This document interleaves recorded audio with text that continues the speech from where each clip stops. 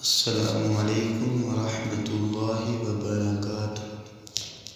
دوستو، مجھے امید ہے کہ آپ سب خیر و عافیت سے ہوں گے۔ اللہ پاک آپ سب کو ہمیشہ خوش و خرم رکھے۔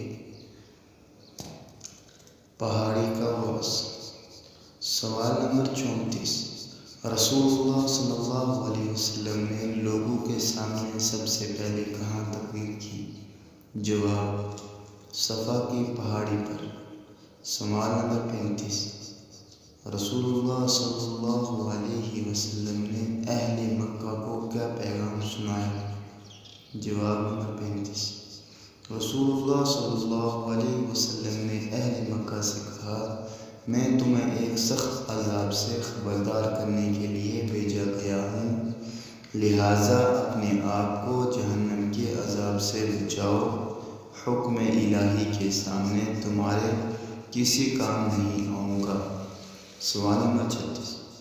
اللہ کے پیغام کو سننے کے بعد مکہ والوں نے رسول اللہ صلی اللہ علیہ وسلم کے ساتھ کیا سلوک کیا؟ جواب: مکہ والے آپ صلی اللہ علیہ وسلم کے خلاف ہو گئے، راستے میں کانٹے بچھانے لگے، گھر کے دروازے پر گندی چیزیں پھینکنا شروع کر دیا، مختلف طرح کی تکلیفیں دینے لگے۔ سوال نمبر 37۔ کیا رسول اللہ صلی اللہ علیہ وسلم کے چچا ابو طالب نے بھی اسلام قبول کیا؟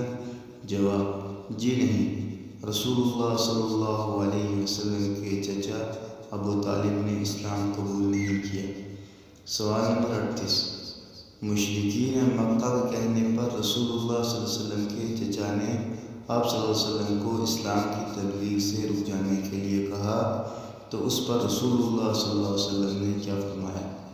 جواب: رسول اللہ صلی اللہ علیہ وسلم نے فرمایا، چچا جان، اللہ کی قسم، اگر یہ لوگ میرے دائیں ہاتھ میں سورج اور بائیں ہاتھ میں چاند رکھ دیں تب بھی میں اس کام سے باز نہیں آؤں گا۔ ویڈیو کو لائک اور شیئر ضرور کریں۔ جو لوگ نئے ہیں وہ چینل کو سبسکرائب ضرور کریں۔ اپنا بہت سارا خیال رکھیے گا۔ ملتے ہیں نیکسٹ ویڈیو۔